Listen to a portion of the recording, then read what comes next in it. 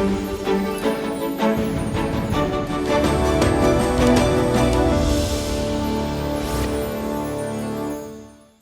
afternoon. Jim, let's start with the best thing that's happening right now. You're off for the Emmys. Yeah. I mean, you've been nominated for one of the 4 nominations, isn't it? From all over the world For Best Actor. for Best Actor. So I believe all of you are going, except Saba, you're going there as cheerleaders. Yeah. She's not. Actually put your hands together. Jim has been nominated for an Emmy for Best Performance. Thank you, guys. Thank you. Abhay, is it true that as far as Homi Bhabha was concerned, Jim was the shoo-in? I mean, you just knew that that had to be Jim and nobody else. Is that right? I mean, there's nobody else. Because, not just The only- Parsi the genes, only but, Parsi sophisticated Parsi, person I wicked know. sense of humor, all of it. Yeah. I would have said the only Parsi actor, but actually he's the only Parsi I know. So, if I ask these people here, how many of you are Parsis? I don't know how many will raise their hands. Me. How many are Parsis? Oh, one. I know lots You of couldn't have Parsis. played Homi Bhabha, so that's a different thing. But I wish. No, with him, I was around. Yes. So, Zero Parsis in the audience. Zero. Yeah. wow. So yeah, but no. I think he's a great And I'm also actor. 100% He has. Parsi because there are lots of half. Endangered. So yeah, I think the choice was so obvious. He's a great actor, great collaborator, great thinker, has a great sense of humor, and he's and I think I'm not the only person saying it now. The International Academy of Arts and Television, the Emmys, they have recognized his talent. Yes. So there was no second question. That's right. He had to be Homi Bhabha. He was born to be Homi Bhabha. So he didn't have to do an audition. No. Stars like Jim don't do auditions. we did meet though. Both of them called me up, and there was a version of this project a lot earlier, I think, many years earlier, and they had kind of broached the conversation with me. But I don't think all the pieces fell into place back then. And then I remember during the pandemic, I think it was July of 2020, they wanted to do a call and they set up a call and we sat there and Nikkhil was introducing Abhay to me basically. And Abhay was walking me through what he thought of not just the character, but the arc of the story in general, and that it would be this limited 2-season series. And I remember actually there's a thing that sticks out in my mind because I had read the beat sheet I think already, or some version of the beat sheet, and then me and Abhay were talking and I was like, and sometimes he can be, he can come across a bit harsh or blunt, Homi Bhabha, and he was like, he's obnoxious. And I was like, what do you mean obnoxious? He's not obnoxious. He's like, no, he can be obnoxious. And I was like, okay. So you saw that in Jim? I think that's why I was cast mostly. I didn't intend to say it, but when I started talking to him, I had to say it. No. Actually, I didn't say it like that, but I said that he can be obnoxious as well. But that was not the right choice of words. Homi Bhabha wasn't obnoxious. I think looking back at that meeting, I also feel that maybe I should have said that he's evil. No, but what's nice about it is it starts the conversation on a kind of a provocative note where you then figure out whether he is obnoxious or not, and what makes him obnoxious, and what does obnoxious mean for different people. Like different people have different versions of obnoxious also. Some it's just unlikable and distasteful and wrong, and with others, if you've seen the process by which they've gotten to that level of potentially harsh or rude or blunt in the moment, then you understand them, and in a weird way you even value them. If we look at Sherlock, or if you look at House, these are characters that can again come across as obnoxious sometimes, but it's because secretly, firstly, they're toiling for the right reasons, and secondly, they just know more than everyone else in the room. So it was an interesting note to start things off, because I do really like characters that to other people can appear to be obnoxious, whereas we as the audience really understand why they are how they are. How tough is it for Nikkhil and for Abhay? How tough is it when you take a real life story like this? Because almost all the characters are real, except for a couple of fictional ones that you wrote. The main ones were all real. So how tough is it to keep it interesting, at the same time not offend the families who are still around? I know you had Malika aboard, but No, so how about Homi's family? in the case of Homi Baba's family, he did not have a next of kin. Right. His brother, who actually the NCPA Jamshid Baba Hall has been named after, and he was actually he was really the next of kin of Homi Baba. And we looked for family members that we could actually go and talk to. We did manage to contact a couple of them very far off, related very far off, nephews and grandnephews and grandnieces Okay. of Who Dr. probably Baba. didn't even know him. Sorry? Who probably didn't even know Baba. No, they did not know that we were going to make the show. No, That's no, for I'm sure. saying they probably They didn't did even not know they have never Homi met him. Baba They had never met him. personally. So he had passed away Right. way before they even knew about him. But they all knew. Right. I mean, the legacy of Dr. Baba is so brilliant. But I think that we were very cognizant that we had the science community who's going to look at the show very Exactly. microscopically and pass comments on the show. But the thing is that in the last 12 years, we've at MA we have graduated. We just always gravitated towards the real life story, right? Whether it is Rocket Boys or Mrs. Chatterjee or Butler House and all the stuff that we've done. We like to take some things from real life, and I think that's become quite a big staple for us over here. So we have bullet points in place. What we are going to do once we have the subject matter and what we want to do.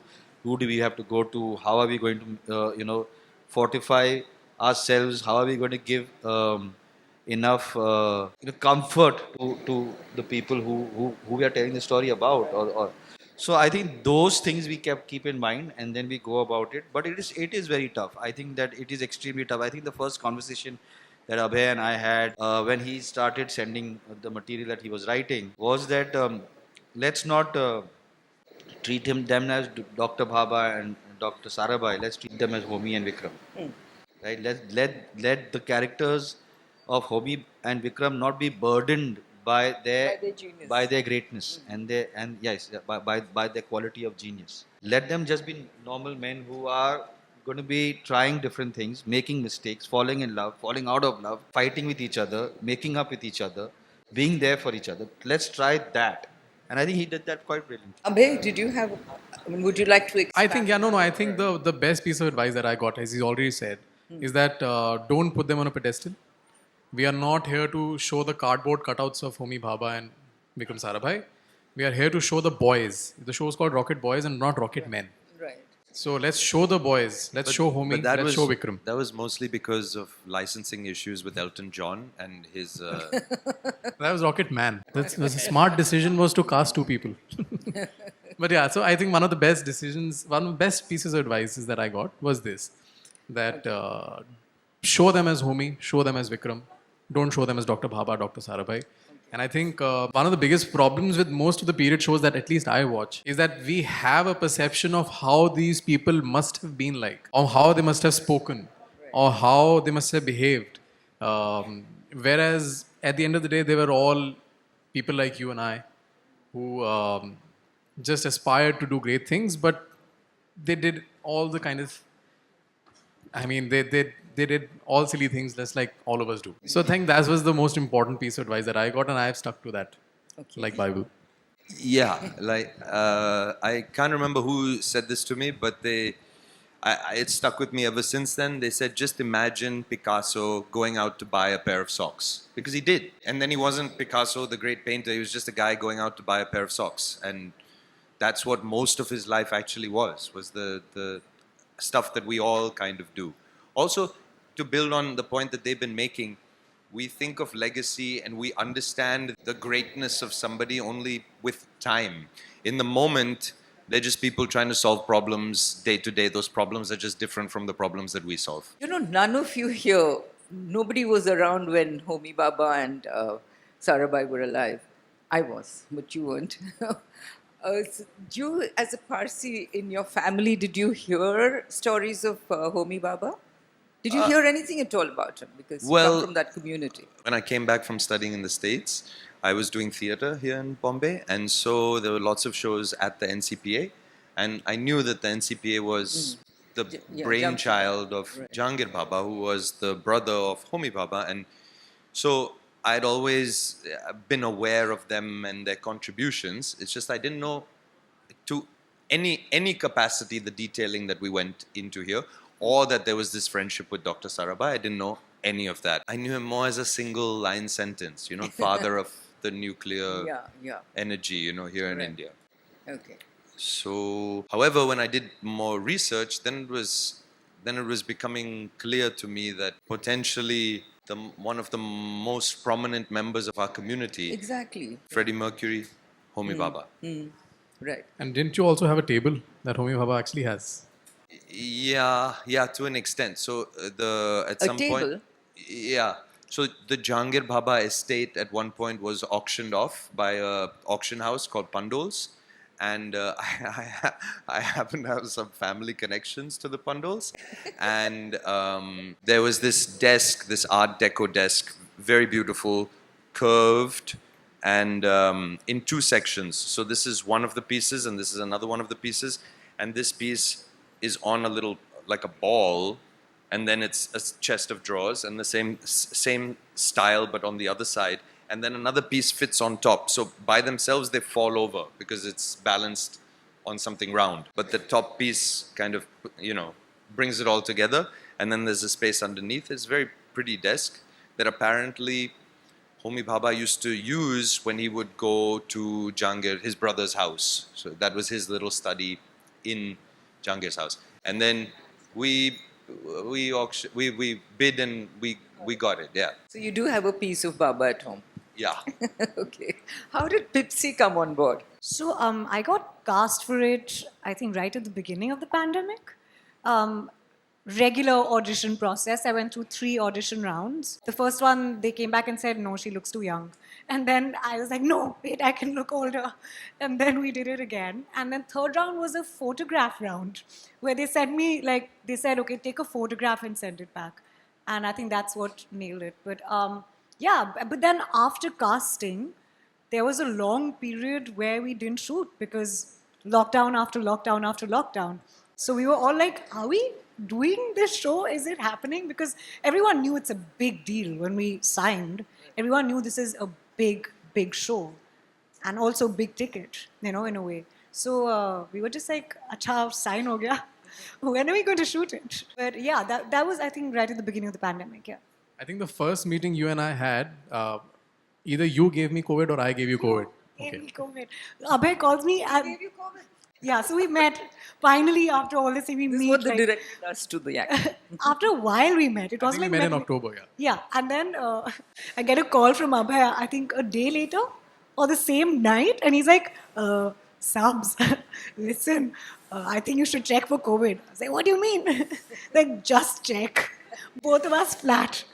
Yeah, first meeting. Why didn't Homi Baba ever say those words that Pipsi was dying to hear? Will you marry me? Or I love you. None of those 3 words or those 4 words. He does say that he loves her. Actually, he does. But That he does. There's But actually a scene. while not- they're but more or less not- breaking yeah. up, Yeah, I mean, not Right. really like.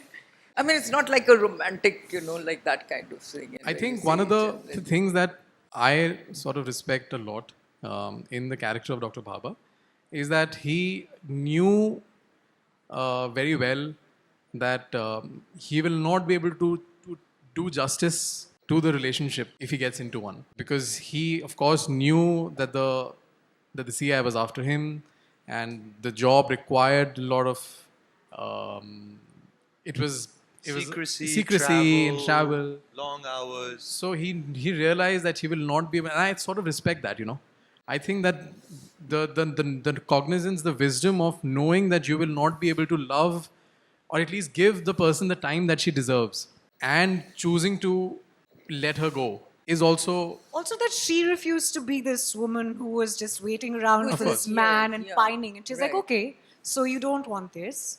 I've got to carry on with my life. And I thought that was a wonderfully written character. Like, she wasn't like some abla nari, like waiting around for her man to finally see sense. She's like, okay. And they remained friends. And I thought that was a beautifully written kind of story. Actually, one of the things is there that, when, so Pipsi is actually based on a real character. The character's name is also Pipsi, but in the show, her name is Parwana Irani. But the actual character's name was Firoza Wadia. But both of them are Pipsi. So apparently, till Homi Bhabha died, every time he used to go and attend any theatre or a musical performance or anything, every time two tickets would always be booked for him. And the second seat would always be reserved for Pipsi, even after she got married. So their friendship was something very, very unique, very, very sweet. And I think that's one of the things that we've tried to capture in the second season as well. That, even if you don't end up being together, the friendship can still be there. You Also, can still the love remains. Yeah, the love remains. Love remains, Yeah. but just the nature of it changes. But wasn't that a difficult relationship to put across, both as director, writer, and as actors? I don't think so at all. No, because you so that intensity, the chemistry is there, but you're not doing anything about it. I Or think, did they do something about it? I don't know. I think that companionship can take so many different forms, and love can take so many different forms, and I don't know why we slot it into this one category of either romantic love or not at all. I just don't think that actually exists in my day-to-day experience. I think that there are a lot of times that I feel the most love for a friend or companion than for anybody else. So no, I didn't find it to be difficult at Because all. this wasn't really platonic. It wasn't. It was very much a male-female chemistry. But at the same time, not the conventional way that you said. I think maybe I'm speaking for everyone here, but I think all of us at some point in our lives have always experienced this kind of relationship. I think I am still friends with somebody who I was deeply in love with, and I still love that person. So I think it wasn't difficult to depict it, if you ask me. We had to tread a little carefully. We wanted to do a few things here and there, maybe we didn't do them. But I think since we all have experienced such love, so it wasn't so difficult, I believe. I think there are as many kind of loves as there are people. No two people's experiences will be the same with love. So, and I think, like Jim said, that it takes on different forms and everyone has a different experience with it. So, it's not an unusual thing at all for lovers to become friends and remain friends. Right. And, and for love to transform after, say, the romantic side of things fades away. I think it's so many of us have that. It's So not when unusual. Abhay told you about it, you didn't think it was difficult to portray? No, not at all. Okay. Not at all. I thought actually it was loved it. pretty normal. I loved it. Yeah. Yeah. Okay. And Yeah. you too? I didn't think it was difficult at all. Okay. I thought it was so easy. And I thought that what's interesting about it is there is so many years in between, right? From the beginning till the end. So we see them when we meet, and then it is flirtatious, and then there is this potential there for it to go Exactly. in a potentially only romantic way, and that doesn't happen. But the love just transforms into something One new. almost feels cheated. Why hasn't he? Why hasn't he proposed? Why hasn't A he lot of stopped the people said question? that. Yeah. A lot of people send me DMs saying, "But why?"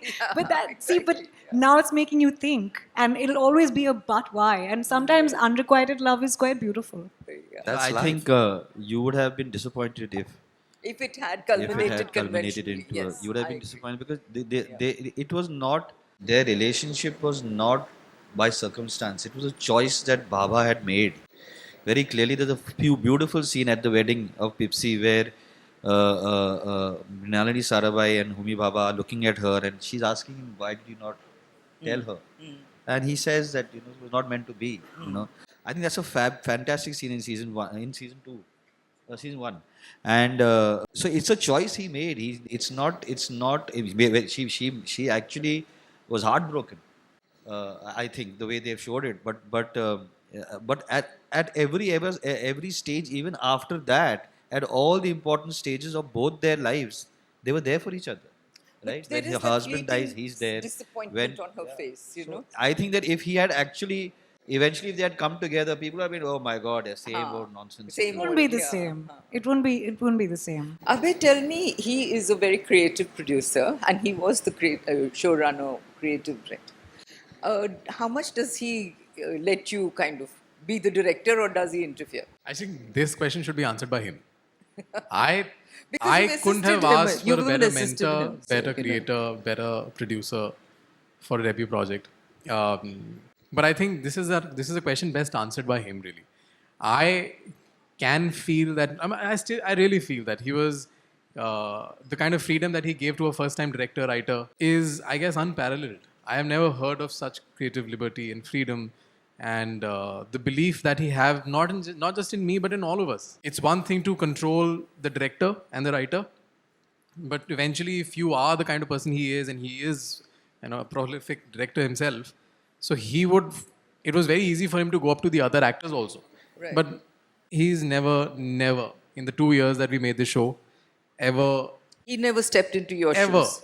Okay. ever, and that's a huge. I can't thank him enough for this. This is incredible. But please, he should be able to answer this. It was very clear that he was just an immense pillar of support, backed the project, backed Abhay, backed our choices, defended them. I don't think it could have happened without him. Nikhil, how did the show get created? In the sense, did you get the idea and go to Sony Live, or have did to Sony give, Live get it and did they come to you? Who No, pitched Siddharth it Roy to Kapoor. you? Siddharth Roy Siddharth, Kapoor was the okay. one who, he had the script. He had the 2-pager, 3-pager, Okay. which Abhay Khurane, who's credited for the story of the Right. show, he had written for Sid Roy Kapoor. Sid knew that I was somewhere or the other quite fascinated with the Mangalyan launch, etc. And I was working on it as a biopic on Dr. Radhakrishnan. And we had spoken about it at some point, and he called us and he said that, I have this, would you like to read it? I did, and we went immediately into, while we read it and we wanted to do it, and I thought it was brilliant that, I had no clue that Sarabhai and Homi Bhabha knew each other. I knew them, like Jim said, that we knew father of nuclear energy, father of space program, but I did not know their connection. I did not know what they meant to each other. And it was, and so the conflict, the dilemma, the relationship, everything was already Everything, there. yeah, okay. And then Abhay and I were working on Mumbai Diary season 1. He was the associate on that. And while we were working on Mumbai Diary, so it's very easy for a showrunner or whatever to basically look at a director and say, listen, the job. I knew that on the second or the third day of Mumbai Diaries when we were shooting. So while we were doing Mumbai Diaries, I had told him that, I think I called you on your birthday, right? Yeah, and I said that I'll produce your whatever you plan to do. So it's not rocket science. I was just coming to that. You had to dumb down rocket science for the viewer. Yeah, no, so it's not rocket science to get him to do it. He's more equipped. He's an engineer. He loves this. He's more detail Bad oriented. engineer, he calls himself. I think that 20 years may I have become a little more cynical about and being a producer, I have to finish it, I have to do this. With Abhay, I think that the show needed a certain level of therav, which I didn't have, which I don't have. And I saw it in him. yeah, so and I just said, you do what you have to do. And talking about dumbing down, did you have to really dumb it down for Science? Because rocket science, the very definition. This is not rocket science. It's such a well-used expression. Actually, Jim puts it very well. He says that fight. as long as the characters knew what they were talking about, Homi Bhabha wouldn't have to dumb down a heavy water reactor to his juniors. So as long as Jim knew, as long as Ishwak knew what they were talking about, we didn't have to really worry about science really, because I think what connects truly is the drama. We couldn't have made the show by showing these people talking about podiyan talna, like usually it's done here. Podiyan tal ke hum log nahi bana sakte the. But again, at the end of the day, I think, as you rightly said, I'm a bad engineer. And jitni science मुझे आती थी, उतनी मैंने डाल दी. Also, it was a human story, right? At Yeah, the end yeah. of the day, it wasn't about Yeah, it wasn't science. about Was science. a But backdrop there of were what was no- happening between these But two there were geniuses. dialogues which had scientific There's a superb turn. writer. His name is Aaron Sorkin, and Yes, of I just keep gravitating to. He has done a film on Moneyball, on baseball, and we love it. He's done West Wing. It's about politics in the White House, and we love it. And I was hearing his podcast, and they joke about the fact that as long as you say something with confidence, You can carry it you off. just carry it off, Right. right? One last question. Sorry. Yeah. Also, I think a strength of the show is that we didn't do science lesson time, which is potentially happens in other shows where it's like, oh, science lesson time, and then you just have to hear the science lesson, and then you have to move on to the plot that you actually care about. I think the strength of the writing in this case is that every time there were scientific problems to solve, they were embedded in the needs and wants of the characters in those scenes. So you heard about it, and if you understood, you understood, and if you didn't understand, you could clearly read the intention of the actor needing to solve this problem to get to the end of the scene. So you were enthralled anyway, hopefully enthralled anyway. If it, because I feel that our jobs as filmmakers, creators, etc., is not to give science lessons. For that, you can watch a science tutorial online or you can read a scientific paper.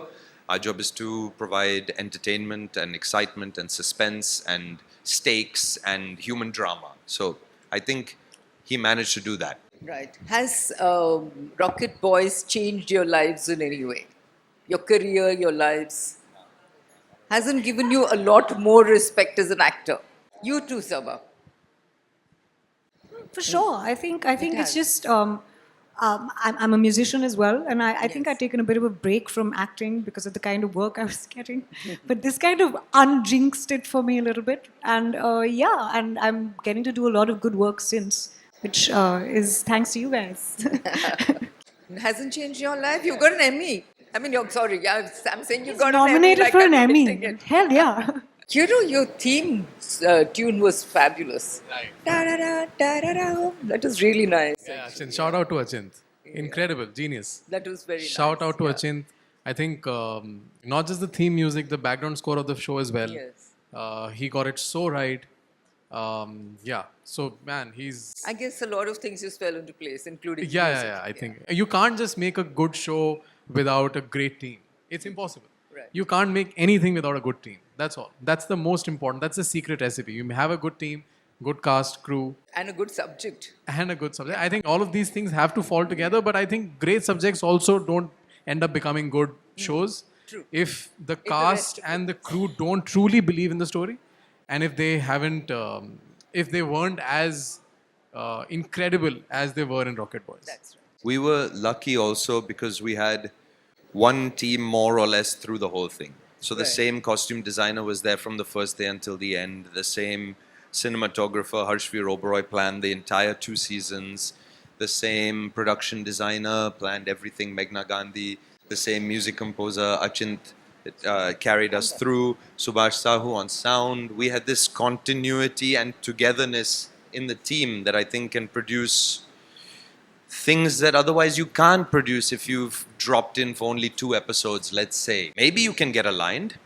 Maybe it'll all be fine.